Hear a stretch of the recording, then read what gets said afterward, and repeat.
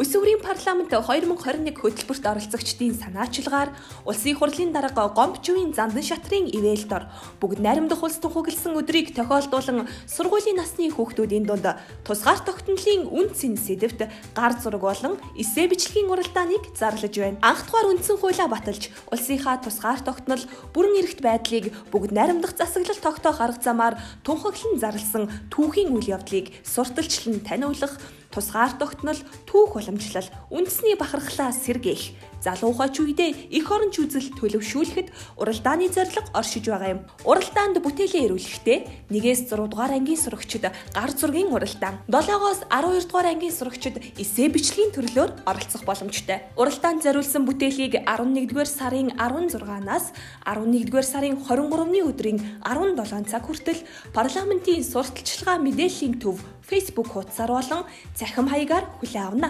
Дэлгэрэнгүй мэдээллийг 99 96 38 88 88 25 1 дугаарын утаснаас лавлана уу. Хүүхдүүд та бүхнийг уралдаандаа идэвхтэй оролцохыг уриалж байна.